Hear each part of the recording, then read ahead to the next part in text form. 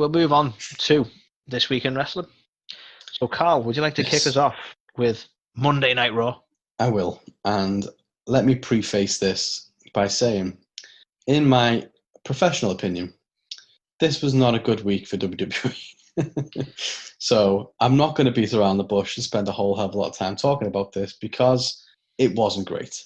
So for this week's Raw, we kicked off the show with midway through the supposed contract signings, which had erupted in a bit of chaos. Also on the card, we had Big Show calling out Randy Orton. We had Angel Garza and Andrade taking on the Viking Raiders. The 24/7 title was on the line with Tozawa taking on R-Truth in a rematch. Rollins and Murphy took on Aleister Black and Humberto Carrillo. Peyton Royce took on Ruby Riott for some reason. Again, just when you thought you'd seen enough of Garza and Andrade, they were back for a second match, taking on the Big Show, 2-on-1. Yeah. MVP took on Apollo.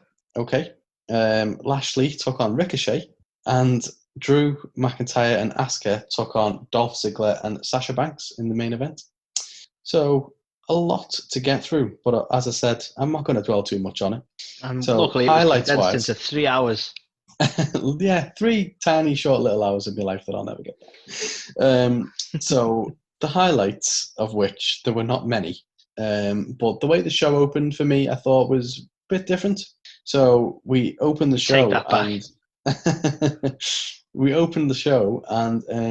the chaos that we normally see the chaos that we normally see Sean Connery during contract signings was already well underway, and in the middle of the ring was Samoa Joe just basically going, so is everyone, we're going to do a contract signing, and but yeah, they're just beating each other up now.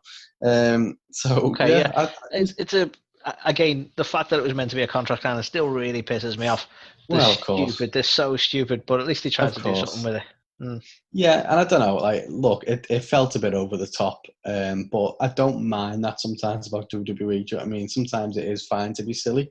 But it was, it started off that way, but they kind of managed to get it under control a little bit. And I think, in fairness, Dolph is playing his entitled little prick role quite well. I don't understand why he feels so entitled, or ultimately what he's done to make him think he deserves a shot at Drew. But okay, he got beat up by Otis, so that's a clear sign that he deserves. Well, yeah. But I don't mean to digress, but I had a horrible. I don't want to say thoughts because I'm stealing someone else's idea. I read something that is terrifying because it's possible, right? And that's the fact that Dolph could win the title. Right, hear me out here. They could have Dolph win the title somehow, even through Healy shenanigans, right? And then Otis cashes in on Dolph. God. And I fucking hate that thought. You know when you're like, yeah, at least we're done with the Otis Mandy Rose bullshit. And I'm like, oh shit. Because if he wins a title, then Otis could easily cash in against Dolph. And I really, when you think, no, in WWE, they're going to fucking do that. Why even put it out there, Anthony? Nobody listens to the show. I didn't put it out there, Carl. Look what you've done. Look what you've done now. Twitter put it out there, and whoever mentioned, sorry, I never noted your name, but whoever did make that theory, thanks.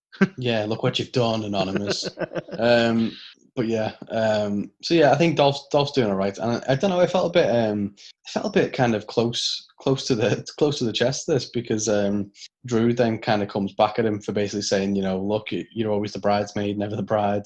Whenever you do get close to the finish line, you drop the ball.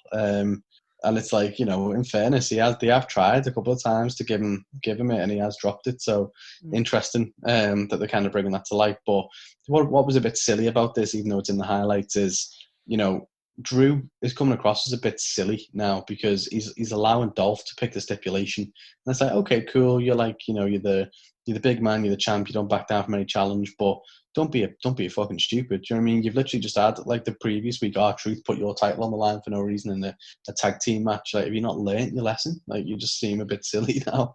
See, this is where you wonder whether he's going to lose the title for being arrogant or something like that. Yeah. And it's worrying. Yeah, because I think some of the options offered for stipulations were like hands tied behind the back, whatever. I was like, what if he goes for that? Actually, exactly. for fuck's sake. Like, yeah, fucking hell. Like, who knows? Who knows what they're gonna do? I thought Sasha was good here again. I think there was a return of the stamp for a contract signing, which I think is like the fourth time now, because obviously she's too important to sign her own name. I like it. Bailey's still annoying as fuck. Don't get me wrong, but I am a huge Sasha fan, so it's nice to see her get a bit more limelight. All due respect to Bailey, I think it's clear to everyone that Sasha is the sort of the more talented one out of that pair. Yeah, and it feels weird really because she's playing second fiddle for quite a while now to Bailey. So it's definitely nice to see her get a bit more of the spotlight, which I think she deserves. Oh yeah. So totally agree. That was the open segment, and in fairness, it wasn't too bad. Unfortunately, it's mostly downhill from there. But in terms of the other highlights for the show, Seth Rollins again, I want to call him out. He was again really good on the mic. I think he's definitely doing well with this gimmick, and it doesn't feel like too overdone yet. I think it's got a danger of getting there pretty soon, but for where it is, it's still he's still doing pretty well, I think, with it. And then just to bookend what was an awful show, the main event was really good as well. So I mentioned it was a mixed tag team match with Drew teaming up with Asuka taking on Dolph and Sasha, and yeah, I just thought it was really good. I liked the fact that it's very rare that you see that kind of the two face champions taking on the two heel champions, and it was definitely a bit different. A mixed tag and stuff as well. I don't know. It felt fresh. Yeah, I agree. There was a point in there as well, which I just was wetting myself at, where Sasha's having an argument with Drew, and Dolph tries to jump back up on the thing, and Drew just goes like "fuck off" and just like chins him straight away and just carries on, which I thought was, I don't know, stuff like that, character work for Drew, which I think is really good. I thought Asuka did end up losing again, so good for Sasha getting the win, but I feel like for your main champ on in the women's division, Asuka loses way too much. They're not exactly booking her as a strong champ, so that's a bit of a downside. Even the Nia Jax match which she won was, again, it was shenanigans, wasn't it? So that even the wins aren't that clean either, which is a bit worrying. And then for the O'Shites, Anthony, my God, what a clusterfuck this was, right? So after that opening segment, we are backstage with Andrade and Garza, and this time Garza's trying to bribe the referee, like the female referee, and give her a rose to basically call the match his way. Then Charlie, whatever her name is, Caruso, is there getting all upset because, like, why is he flirting with her? And then Selina's there and like, oh, you shut up because I've got a feud with you, announcer lady, for some reason. Then Big Show turns up out of nowhere. He's like, listen, I'm pulling rank. I'm more important than you guys because I've been here longer, and I'm going to go out next because I want to address Randy Orton. Okay. There's a rank? Apparently, right? So, Big Show comes out in place of what is meant to be the tag match. But then, the Mexicools come out again, the Mexican medley, whatever the fuck we're going to call them, and then try and interrupt Big Show. And then Ric Flair comes out. What the fuck was this segment, right? So Flair comes out, and then he comes out and talks some shit for some reason because he's like Randy Orton's manager now, maybe, who knows? And then basically they go down to attack Big Show. We cut to commercial. When we come back, Big Show's fucked off. He's nowhere to be seen, and we're in the middle of the tag match between that was originally meant to take place with the Raiders taking on Andrade and Garza. What the fuck? Total fucking mess. Yeah. I don't understand what any of that was. And then the fucking Raiders lose the match, and it's like, well, so are they back to being jobbers again now? Thanks for that momentum. Fucking hell! Like, honestly, I know they lost last week against Street Profits and they didn't win the tag titles. But here's what's happening, Carl. To push in the Mexican medley to the tag scene, that's what's happening there. They're going to take on the Street Profits. Yeah, 100%. Sadly, seems where it's going. But Jesus, like, that was a mess. Then, after weeks of not seeing Ruby Riott, we see her, and now she's apparently a face. So they cut to last week. And Liv is shown backstage being really distraught and upset. And Ruby comes over to try and almost comfort her. Like, hang on. Wait, what? And then this week, she's there and the Iconics come over and start bullying Ruby Riott. So I'm like, well, what? Is she meant to be good now? Here's the thing. This is just really shit planning because for me, they've ruined the whole point of Liv having the match or the matches she did against Ruby about standing out on her own, because they're clearly just putting the two back together so that they've got another women's tag team. Yeah, like fucking Not like a fan. if they Not a do fan. that, if they do that, I'm going to be fuming because I feel like Liv had a real opportunity to be something here, a bit of a differentiator in the women's division, and it's something that they need as well now that like they've got nothing for Baszler, they've got nothing for Becky's gone. You know what I mean? I don't know. I feel like they could have done with it, but Yeah, yeah, weird. real shame.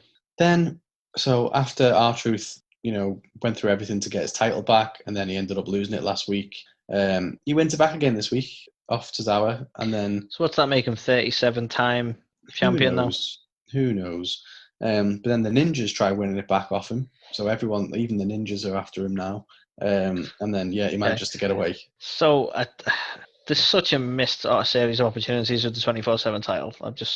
I don't know. It's clearly become R-Truth's title as well, so it's not going to really be connected to anyone else soon enough. No, it's just a nothing title, isn't it? At this point, It really it's is. just silly. Well, as I mentioned last week, it's so much of a nothing title that like Bobby Lashley weren't even interested in it. Exactly. He could have took it. He could have easily took that belt and didn't even bother pinning them. Just just attacking people. Don't care. Yeah, fuck knows. Absolutely fuck knows. Crazy. Then we got Peyton Royce versus Ruby Riott. Obviously off the back of them attempting to bully her backstage. And Peyton picked up the win. I'm not really sure where it's going because, as we said, does that mean Liv's going to come back now and team with Ruby? And if so, that just seems like a fucking waste of everything. Massive waste to build Liv. So Jesus. So the reason Ric Flair was there, he went off backstage and was speaking to Zelina and the Mexicools and was basically somehow set up a 2-on-1 match with them taking on the Big Show. Because the Big Show batters them. So okay, that was worthwhile. So we got to see the Mexicools like twice. Great. Again, they're using the Big Show a bit weirdly as well for me because it's like, okay, so he's not a credible threat against Drew because that match lasted all of 5 seconds, right?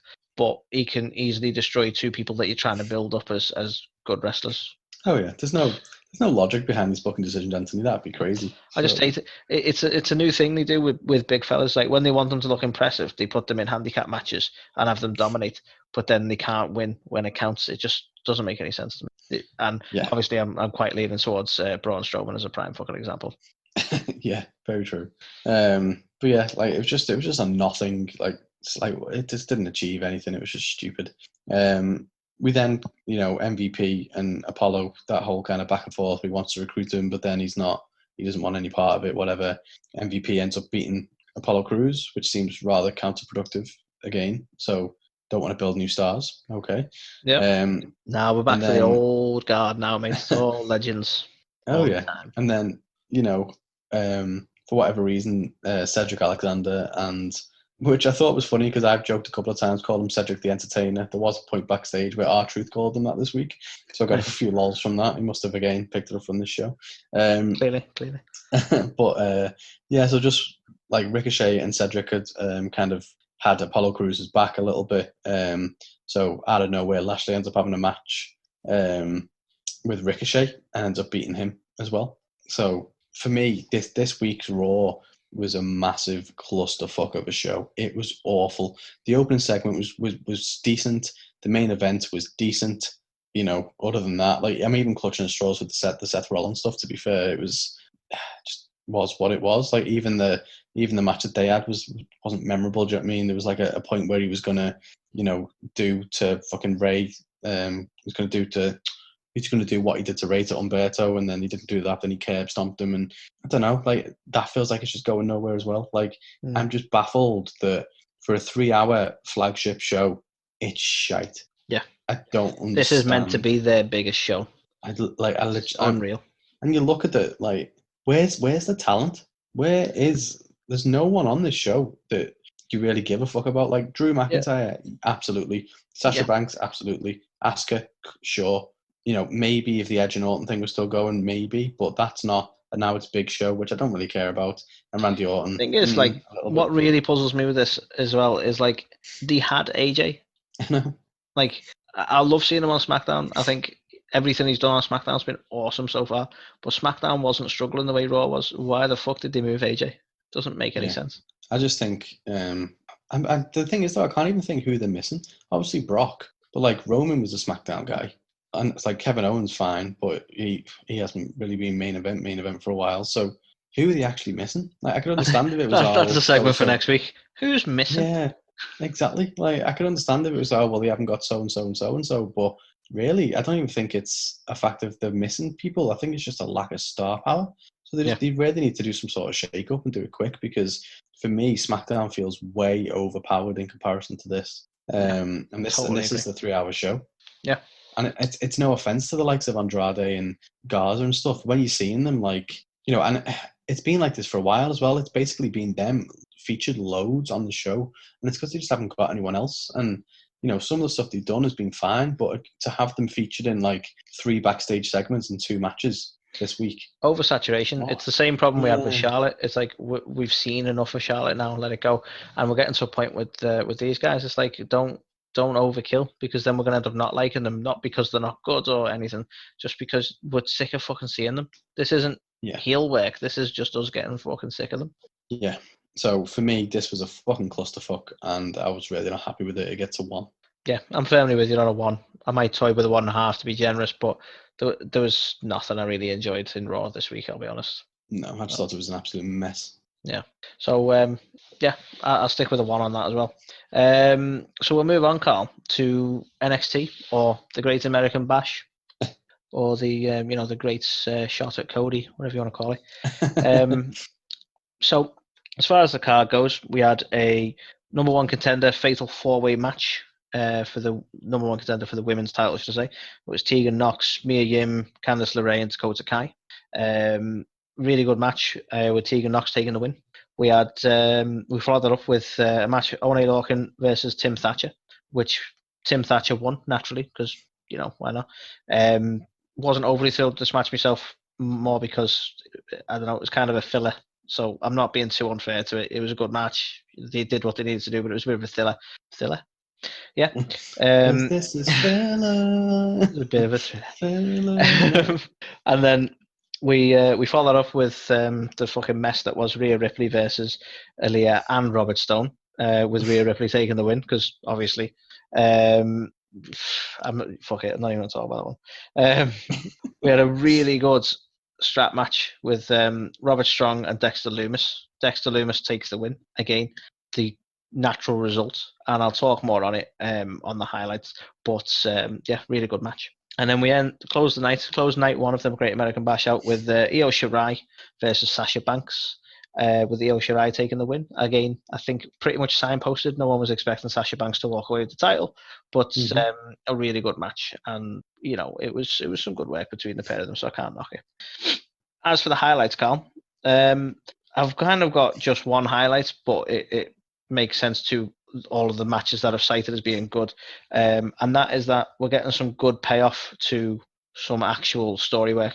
So we had the Lumis Strong stuff, as much as I've been up and down over Lumis, and I'm like, well, are they just turning him into a stupid comedy gimmick, etc. like that?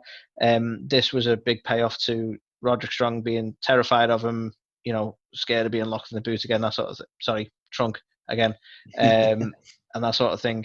And I moaned. This is almost like weirdly directly proving a point to me, because I moaned that we have not seen Lumis actually in a very long match. We've just seen him ruin people, and I don't know if he's any good in the ring. I actually said that to you, Carl. And this was a really good match between the pair of them, and you can't get around the fact that I got more than I wanted. I got more than I asked for. But I got to see him in the ring. Fair enough. They proved that point, and it was a really good payoff to their story they had built up.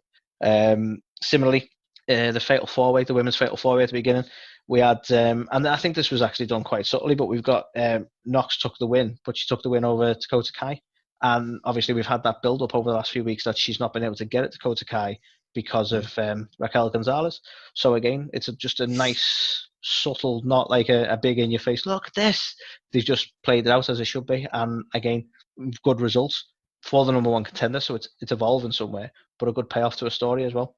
I think, well, again, it wasn't much of a story behind it, but you can't get around the fact that it fits into a bigger story with Sasha Banks and Bayley, the way they're being at the minute. The fact that the Bayley and Io Shirai match, Bayley wasn't Bayley. It was Sasha Banks and Io Shirai match. It was a really good match, and it sort of, again, it carries on that whole story. I don't know where they're going with it, but I'm intrigued to see where they're going with Sasha at the moment, because she's obviously now going to go up against what's her face, Asuka. So it just adds to all that intrigue. So I think in terms of payoff and in terms of story build, I can't fault NXT this week. However, as for the O'Shite, Carl, the two least entertaining, least intriguing matches of the night, being the Rhea Ripley match and the Tim Thatcher match, I think suffer from the same problem, or certainly in my opinion do. And that was the fact that they were fucking pointless. Right? Thatcher come off his whole feud with Riddle, and they've got nothing for him. That's how it feels. Now it was filler, and it wasn't a bad match, especially for Oney Lorcan, who he actually put up a really good fight against someone who's like, he's had a really good show against Riddle. He looks like a brutalizer, as it were. You know, he looks like a hard hitter, and Oney was holding his own, and he was not giving up. So it made him look really good. But at the same time, it's like, where are you going with Thatcher now? Because it feels a bit like you've just gone, put him there, and it just, I don't know. And the exact same problem I have with Rhea Ripley, that she's gone from being in the main title scene to not even being entertained for this number one contender match. She's busy fucking around with these two. I hate the booking in the first place of this stupid gimmick of like, she can tear through both what's her name? Aaliyah. Thank you. Aaliyah and Robert Stone, but couldn't beat Charlotte. What? Yeah, I don't know. I feel quite bad on Rhea, to be honest, because I think I was really like impressed with the work she put in against Charlotte and had a WrestleMania match and stuff, and now she's kind of dropped back down to NXT, and it's just there. She's just like squandering. She's not doing anything. She's not involved in anything major. And don't get me wrong, I thought the way she finished this submission and stuff with her and kind of absolutely battered the pair of them. Like, I didn't mind it, to be fair, but I just think they need to do something else with her now. Who's her next challenge? She's obviously nowhere near the title scene, which makes no sense because she absolutely should be. So, you know, I wouldn't even mind seeing her go up against Gonzalez if they got, you know, did something like that. Like that'd be an interesting match, you know what I mean? But I don't know, I just feel bad for her. She deserves more, I think. No, I agree. I actually like Rhea as a wrestler. I just think this whole thing, I don't like any of the storyline they've had with Robert Strong. Like, I don't get why she's so aggressive against saying like no to him. Like, all right, he's being persistent and he wants to sign her to the brand, but why are you attacking people? I'm not overly sure. And I don't know. For me, it's all just a bit hokey and a bit stupid. And I think she deserves better than that. Like, to go from being like the top woman in NXT to, again, without repeating myself, to not even being entertained for this fatal four-way is just insane to me. I don't get it. But the only other O'Shite I had for the night was sort of the structure and the way that they sort of make it seem like things are being booked. Is they ended up basically putting 3 segments together to book matches for this week or next week, as you know, the next night 2. And we've mentioned this sort of stuff before, but I hate the fact that it is like, we had nothing planned, so I'm glad you've done this. And the fact that it was just segment. It's like, what the fuck was that? That was a bit messy and a bit weird. So the whole structure, and obviously I mentioned the 3 matches that we had. Breezango sort of came to this was worked out quite, the way this was put together made a little bit of sense, because Maverick obviously was sort of outnumbered against what's his face. Well, Escobar, and I'm trying to remember his 2. Phantasma. Escobar and his mates, because I can't remember their names. So Breezango have sort of come to the aid of Maverick, so they're clearly setting up for that 3-on-3. So, okay, that makes a little bit of sense. But they literally, one of the other ones was Gargano going up against Isaiah Swerve, and that was because his missus got in an argument with Mia Yim, I think it was. And it's like, okay, so why are we booking a match for you 2 next week? That's what? So just that sort of thing. It was just like a very lazy booking, and I'm commending them for paying off really good story work, and then the setting up of the shit that's just no story at all. Let's just get on with it. Like, you make an excellent point, really, because I thought like it seemed weird that for night 2 there was like nothing announced. Like, I know that this come out of nowhere and it's come as a direct kind of shit the bed moment against Fighter Fest, but like, Jesus, like, like went to show they had nothing planned and they were flying by the seat of the pants. So Yeah. they just go, and it goes to prove that because they had done such good kind of story work, and then these ones just came out of nowhere for like a week's time, and it was like. And barring the Keith Lee Adam Cole match, I feel like they just spent everything on night one storyline wise. It's like, yep, these are the big matches. You know, these are the stuff we've been building up for a while. So, like you say, it feels like night two is potentially just going to be a load of fucking filler till we get to the main event, which is what we want to see. Which has already been spoiled for anyone who didn't. Which already been spoiled. That segment. So I'm trying to be. To be honest, normally I would be a lot fairer, Carl, and I'd go, you know what, some really good wrestling, some good storyline being paid off, etc., etc. I'm going to give it a 3. But you know what? I'm going to be a bit of an arse, and I'm going to give it a 2. And the reason I'm going to give it a 2 is I'm downgrading it for using the Great American Bash in a bit of a cunty fashion the way they did.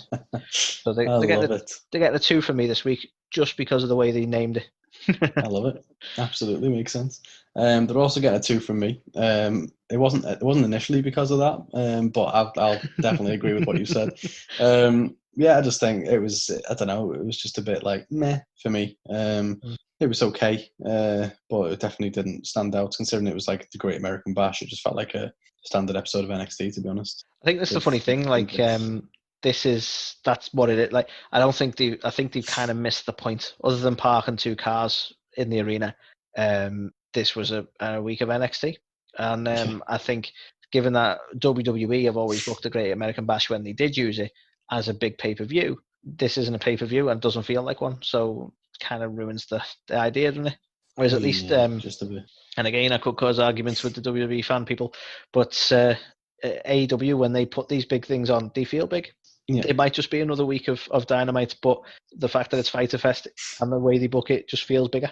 It's like when we had just a normal week of Dynamite on a cruise ship, that felt something different, felt big. So, crazy booking. So that is NXT for the week. Okay. Now for Fyter Fest, night 1. So what did AEW have to offer this week? So the match card consisted of MJF and Wardlow taking on Jungle Boy and Luchasaurus.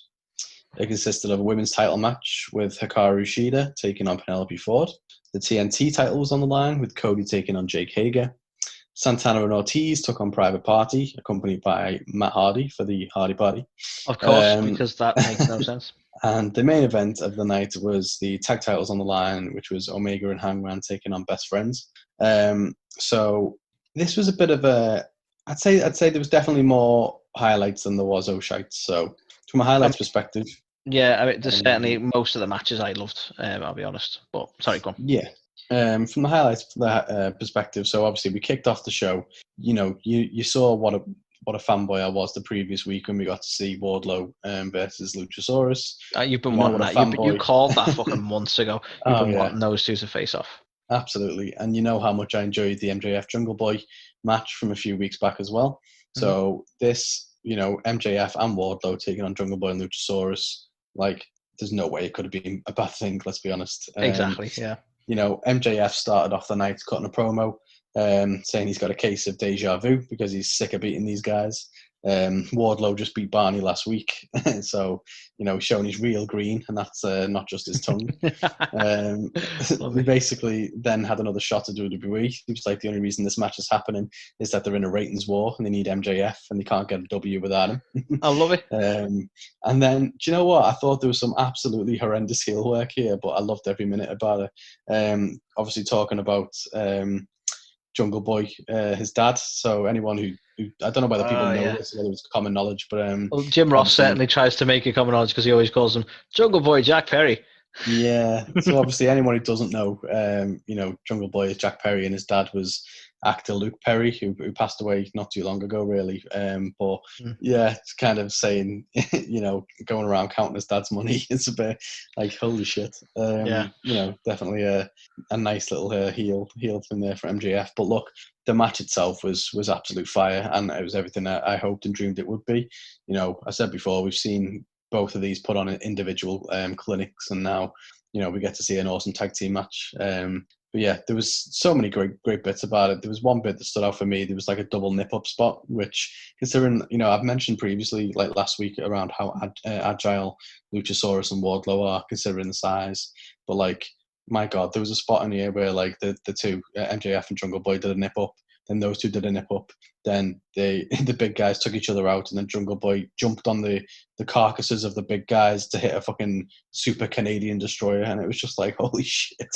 Like, you know, you don't see this kind of wrestling in WWE. You just don't see it, and you know, it's people have got different preferences and stuff, and I'm not a spot monkey. I don't think, you know, all these every week it should be like Canadian destroyers and stuff like that. I'm definitely not that, but you know, they bring the big guns, you know, when they need to. And yeah, this match itself was just fucking fantastic to kick off the show, and I loved everything about it. Again, another good example of like they're not frightened to just put on something that gets you pumped to open the show. They're not like easing in because it's the first one. Fuck it, it's only an opener. You know, this was a stellar match, and it just carries on from what you said last week, where it's like, yeah, you know, awesome opener, and it just gets you pumped for the rest of the show. Well, that's it. I mean, that's one thing I've always loved about WrestleMania is your opening match is always a contender for match of the night, and it gets you just like, fuck yeah, like you're hyped up. No one wants to start the show off with a sleeper. Do you know what I mean? It's like straight away you go into it then just being like, whereas AEW, you've got this nailed on. Every opening match that they do tends to be really good, or like one of the contenders for best of the show. Yeah. This one was great. Couldn't agree more. The next highlight on my list, I'm going to actually say this was match of the night for me. And it was the second match of the night, and it was Penelope Ford and Hikaru Shida. And it was fucking great. Do you know what? Couldn't agree more. And I dare say we both said that Penelope Ford has got something, and she is much more talented than Kip. All due respect, yes. Kip. And this was just an absolute moment for her to shine. The pair of them to shine, but we know Hikaru Shida can go in the ring. We do know that. But this was an absolute fantastic match. And much credit to both of them. But I'm made up to see that Penelope Ford is exactly what we thought she was. I can't believe how quickly I thought she was going to it was going to be a little bit of a slow burn for her. I knew she had talent, but I thought it was going to take like, I don't know, a year or so before. Oh, you got to learn, haven't you? So yeah, I'd take it. But my God, but like I was blown away by how good she was in this match. Like the stuff she was doing, you know what I mean, and things. It was just like I was just blown away by it. Like, Sheeta's fantastic, but, you know, Ford was a little bit greener, but had something. And I feel like there was the green was gone in this. She looked like a seasoned vet almost. She looked like she belonged in that main event scene. And, you know, there was, you know, Sheeta kind of gave her the rub to a degree because she allowed her to kick out the Falcon Arrow, which is something that people don't do. So that was really impressive. Obviously, there was loads of near falls and stuff like that as well. It was just fantastic. It was action packed, and yeah, match of the night for me, which I was surprised. I didn't think it was going to be. Yeah, to be honest, it was. I think it catches you off guard because you know it's going to be a decent match, but you don't expect. I don't think anyone expected it to be as good a match as it was. All due respect to both of them, but like it almost catches you off guard, doesn't it? As to like, wow, that was really fucking good. Yeah. So yeah, much credit to them. Quality Ford. Quality Ford. So another highlight for me for this show was Taz's promo. So obviously we mentioned it as part of the news segment, but you know, he came out and kind of addressed the Mox situation. And then, you know, he did burn WWE. He said that, you know, they don't run a sloppy shop, whereas WWE, you know, pretty much do because everyone's getting infected over there. So yeah, he basically was trying to turn it around to say that Moxley's just trying to run away from Cage. You know, Mox definitely does have a case of something, and it's a case of the chicken shits, which again, I thought was really good. I think it's fair to say that, you know, Moxley's not keen on having a cage match. Well, there you go. Love it. But yeah, I mean, for me, like, considering Taz has been an announcer for a while and stuff as well, and you know, you think he'd be pretty decent. Like, I'm really, really digging him in this manager role. I think he's exactly what, because Brian Cage, you know, we mentioned before about Shayna Baszler, where some people just are better with a mouthpiece, and I think this is doing Cage wonders because he can do his talking with like his dominance and his power and his, you know, his physique, whereas Taz can do all the kind of promo work for him. And for me, it's working really well. So I thought excellent promo. He's the Heyman to his Brock, isn't he? Yeah. It works. It really does. It's nice to see Taz as a heel again, if I'm honest. I don't know why, but I'm enjoying him as a heel. Last few times we've seen him, he's been a good guy. Well, a good guy commentator, as it were, you know. Do you know what, though? I think the way you just said then, Taz reminds you of like Heyman in that. Like, how mad is that? Like, considering, you know, Taz and Heyman and ECW from back in the day, and now Taz is in this Heyman role almost. Like it is. Yeah. It's crazy. ECW creates advocates. That's what it's about. Absolutely. We're going to see Bubba Ray managing someone soon enough. Bring it on. I'm all for that. But yeah, so I think the announced, correct me if I'm wrong, but I think the announced as part of this that we're no longer going to see Cage and Moxley at Fyter Fest. It's now going to take place the following week at Fight for the Fallen.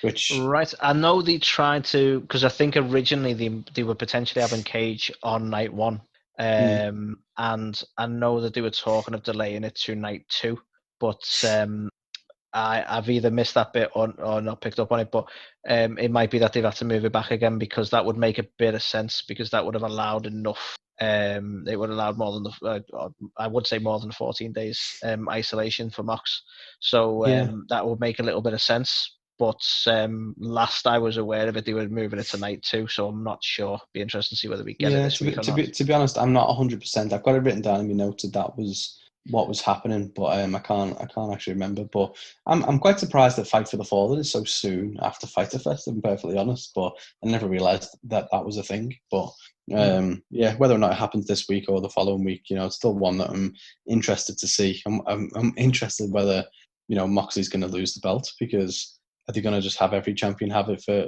ages like they did with Jericho, or are they going to try and get pass it around a little bit more? It's still very new. There's only been two holders, so.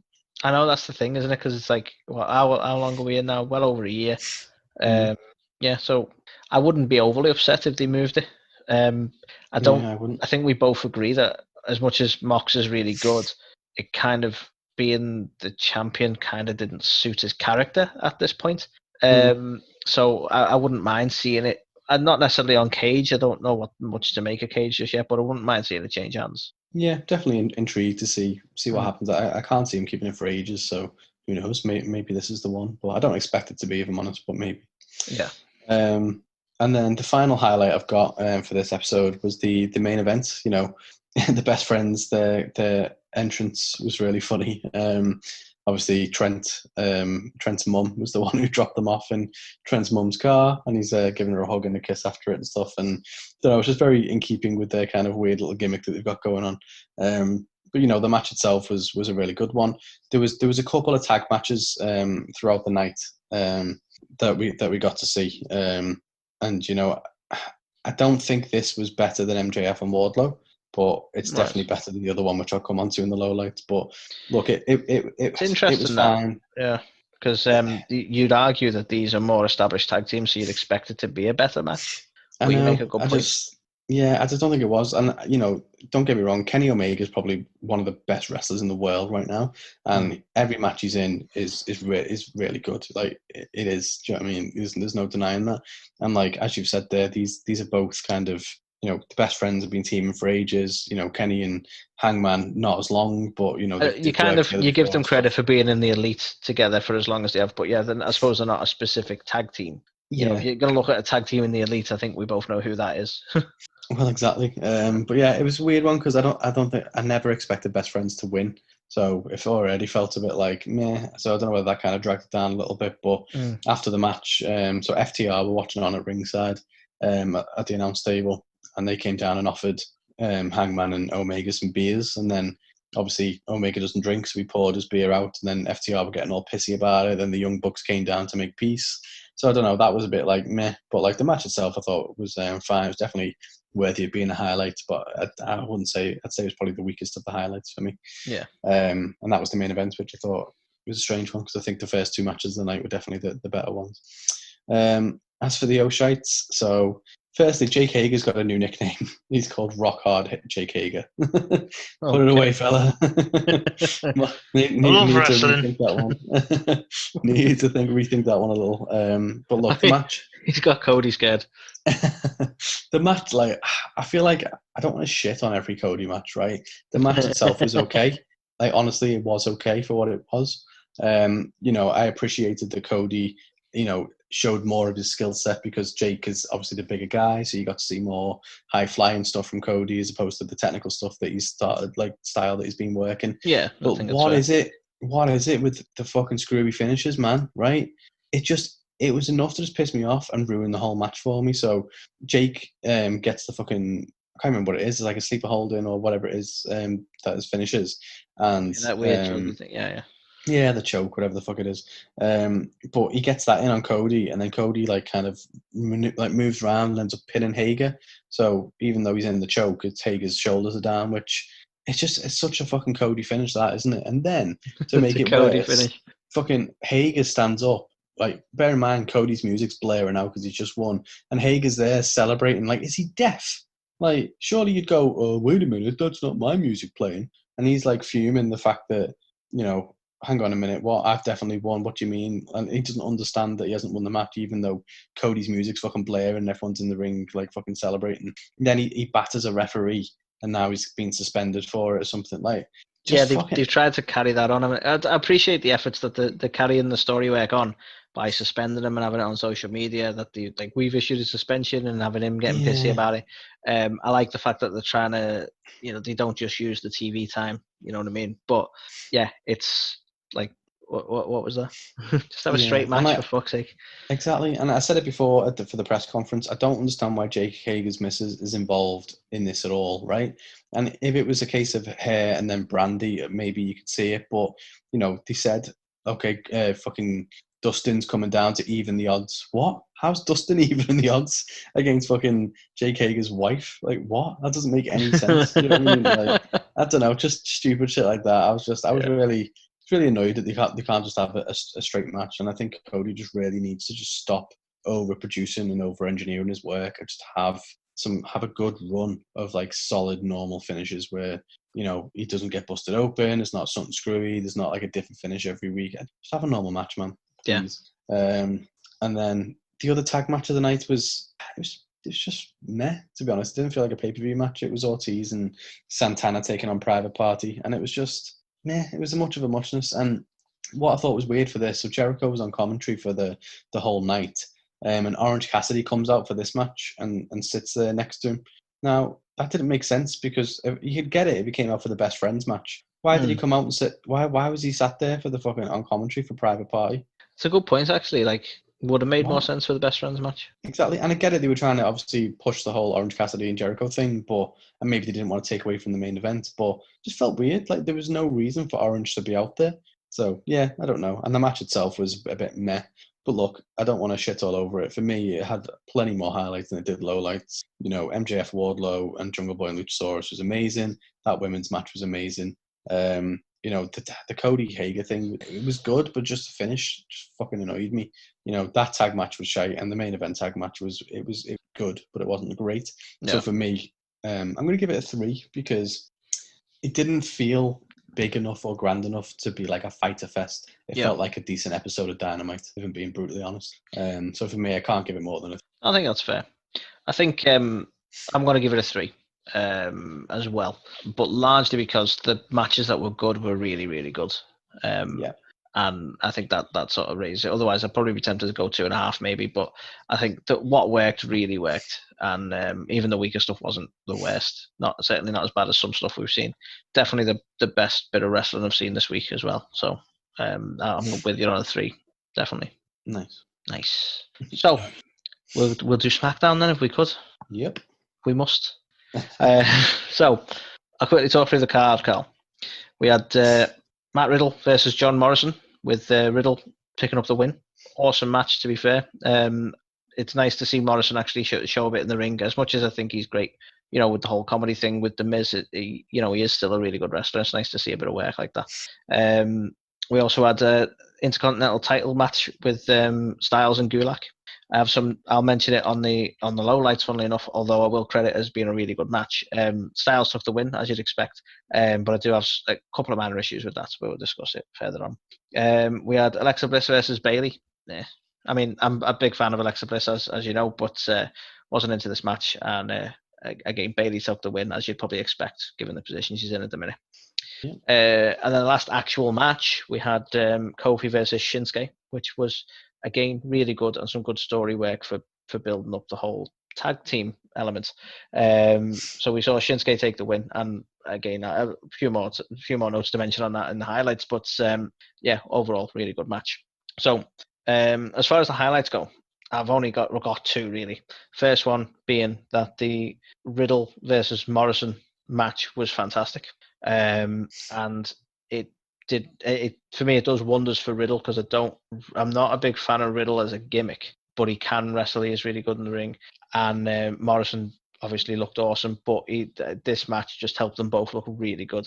And I thoroughly enjoyed the match, and it was actually quite a decent one to open with as well. I don't know how you felt about the match, Carl, but I thought it was really good. I thought the pair of them showed some really good work there. Yeah, definitely. I mean, it wasn't as good as his work with Styles, for example, but it was definitely an enjoyable match. I think he's having a pretty good showing on the main roster, which is a rarity. Normally, when you bring people up from NXT, it doesn't really translate or go as well as it is. But so far, Riddle seems to be kind of showing a bit of star power on the main roster. So hopefully, they continue to book him well against people who can give him those kind of matches that allow him to shine. Sadly, we're going to get onto the O'Shites, Carl, and might not be the case. I'll be honest with you. But before that, the other highlight I want to mention is the Kofi Shinsuke match. Obviously, the match itself was good, but it's nice to see again. There's something about Cesaro that he seems to make good tag teams with people, because they were kind of thrown together, but Shinsuke and Cesaro are still becoming more cohesive as a tag team and looking more legitimate as a tag team, to the point that, like, if they actually win the titles, I'm not that bothered. I think they're starting to look really good together, especially since I know I'm repeating myself from other weeks, but especially since not that they've dropped them, but since Zayn's not in the picture, they work really well together. As this bad guy tag team. I don't know how you feel about them, Carl, but I don't know. I think they're getting stronger each week, and I think it is actually a nice little bit of, not so much storytelling because there's not a big story to it, but considering like the weeks that they've put into it, it's like, well, I'm still enjoying it. It's not become stale. They're actually enjoyable in the ring, and I look forward to the inevitable title match. And I just wanted to give them a bit of credit, really. But how do you feel about them as a tag team? Yeah, I mean, it's a tough one for me because I rate both of them as individual performers. For me, Cesaro is probably one of the main guys I would love to see get a singles push. So it is a shame, but at the same time, I think they're making the best out of a poor situation with them, and I am obviously happy that they're getting some screen time and they're starting to make something happen because they're both really good talents. It's interesting, that, Carl, because it seems the only time Cesaro gets any decent screen time is when he's in a team. It's unusual, that, because he's a really good star. Yeah, and I think he has got the size, he's got the athleticism, he's got everything about him. I think it's mainly just the fact he's not the best on the mic, but I think the whole kind of Swiss Superman gimmick that he could have had would have been good for him. But again, maybe it's a classic example of needing a mouthpiece to kind of really push him forward. But I think because effectively that's what it is. Like, Shinsuke isn't great. He can't really speak good English, and Cesaro isn't great either. So it's a bit of a maybe just put him as a tag team kind of Weirdly, thing. Weirdly, it kind of made sense to have Sammy as the mouthpiece for that group, but it didn't work for me. That I much prefer what's going on now. So I don't know what that is. I suppose because there's less chatter. It's just getting down to it. I don't know. But yeah, again, I wanted to give them a highlight because I think it's only fair because they're putting in some good work at the minute, and at least they're getting some decent screen time. Let's go on to the O'Shites, Carl. So, we mentioned last week about the pending feud for Riddle being Corbin, and Corbin not being overly thrilled with that. Mm-hmm. I need to moan about that this week because of how fucking lazy they're booking this. Because they've gone full Sheamus with it. And the setup for their feud is Corbin comes out and moans about Riddle. And that's going to set... He doesn't like Riddle, irrationally doesn't like Riddle. Much the way Sheamus just didn't like Jeff. And that's how we build up a feud. And that's fine. Corbin's been a heel for a while. And for some reason, Corbin gets what Corbin wants. So he will get a match with Riddle. But I just don't like the sort of lazy paint by numbers kind of booking for it. At least they can try and do something creative with it. Because how many times have we seen Corbin just randomly dislike someone, go into a feud with them forever, and then eventually lose? Like, they could have played off his king gimmick by saying okay, you're like the jester, or you know what I mean, and had something a real reason, or you could have said, come on, Jester Boy, make me laugh or something, bro, and stuff like that. I think it would have made sense, but not just that. I don't like him. I think this is the thing, because Riddle naturally as a character, the setup's there for people to disrespect him almost. You know what I mean? They're not taking him seriously because he's like a stoner, essentially. Do you know what I mean? Yeah. And then Riddle obviously proves a point, and it writ itself. We've just seen it, right? Wrote itself. We've just seen it right there. So the fact that they haven't even leaned into that and they're just literally going, Corbin's a bad guy and he doesn't like Riddle. It's like, okay, like fuck it, let's not have any story behind it then. This doesn't get me invested. I wasn't really that asked about seeing it anyway, because as I've said, Corbin feuds seem to last forever for some reason, and I just couldn't be asked with it. But yeah, that's it. There you go. It's set up, Carl. We've now set the feud up. Thanks, SmackDown. So yeah, didn't like that one little bit. I'm almost loath to give the next one an shite, but you might understand my reasoning.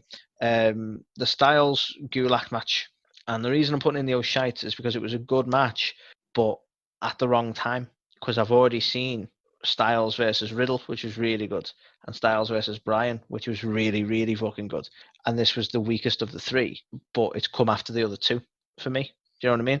Mm-hmm. So I'm like, well, I don't know. I probably would have been more enthused about this match had I not have already seen two other amazing matches that were better than this. And I'm trying not to. I'm almost loath to put it in the shites, but I hope you understand where I'm coming from with that. Is like, it was still a good match. I don't know. I feel like this probably should have been before.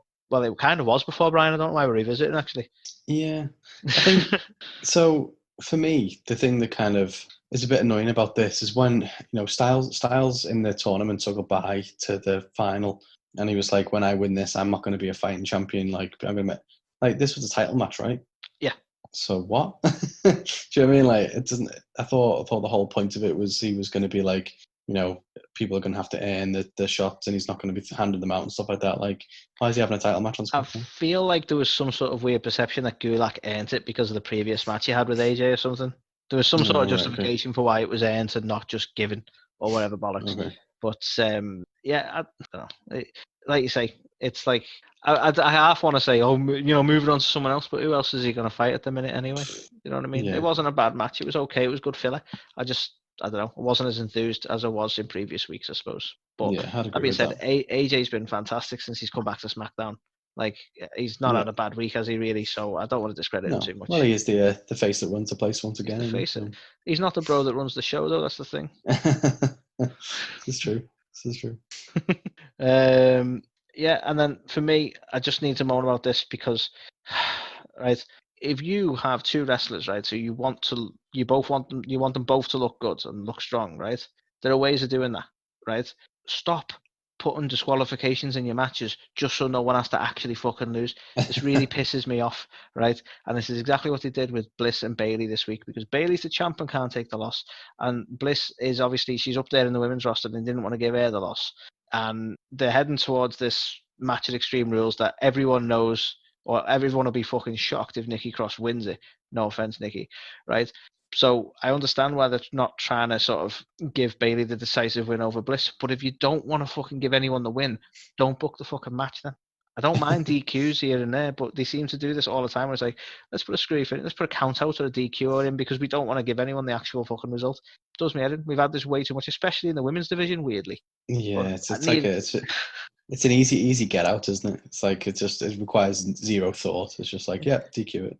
But it's the only thing, because really, and even if they lean into it, and Bayley knew that, well, if I don't think I'm going to win, I'll just leave because they'll count me out and I don't lose my belt that way. Even if they built it in as part of a heel role, fine. And then you inevitably go to a match that you can't walk away from. Okay. But this is not. This is just a stupid fucking thing so that no one has to actually lose. That does me in. So I needed to know about that. Right. And then we close the night out, Carl. And I'm stressing that because that's one of the main shites here. We close the night out with a toast to Jeff Hardy. Because, for starters, we're not done. We're not done with the Sheamus Jeff stuff, even though it felt very fucking done. Let's carry on. Not to mention, hey, did you know Jeff suffers substance problems? See ya. Yes, because you mention it all the fucking time. Do you remember when he was known for being a wrestler, Carl? Alcoholic, smack addict. No, wrestler? No? What? Apparently he used to be like a really good wrestler. He used to actually be a world champion. He used to actually be really high up in the WWE. Jesus. I know. Who knew? Totally unheard of. Yeah. So two prime reasons I think this is no shite. It shouldn't have closed the night out. And I'm sick of them leaning on it. I don't mind them using it as a story thing. It's not a problem. Like, as much as they're going as far as a hit and run storyline seemed a little bit too much and a little bit crass. Again, that's fine if you want to lean into it, but now literally just going, we're going to make a toast to him because he struggles with substance, so he won't want to have a drink. It's like, fuck off. Like, this is stupid. Yeah. The fact that Sheamus wasn't even physically there, he done the whole toast via satellite. It's like, well, if you're not going to turn up this week, maybe postpone the fucking toast. I don't know. There's an option. Yeah, I wasn't a big fan of the way, like, whoever the waiter was as well, he just ended up getting absolutely twatted. It's like, and that's another thing. Like, so far, the only person Jess managed to beat up is a waiter. Exactly. Because he's not held his own even slightly up to now against Sheamus. So is Sheamus going to be bothered that you beat up a waiter? No, because he's kicked your ass twice now. Yeah. It's weird. It feels like this is SmackDown's version of Orton and Edge, only it's significantly worse. Yeah. And it's like, this is like if you ordered the Orton and Edge match off Wish, this is what you get. It's like they've got that one thread that for whatever reason ties the thing together and it's going to exploit it. So like Orton's like, oh, you shouldn't have come back. Think about your kids and your wife, and over and over again. This is, oh, you used to be a drug and alcoholic. Oh, you're gonna. But this is just done so much worse. So yeah, not a fan at all. And again, I feel weird mentioning them again, right? Because this seems a very CM Punk focused show, and I don't mean it to be, but this has already been done, and it's already been done better.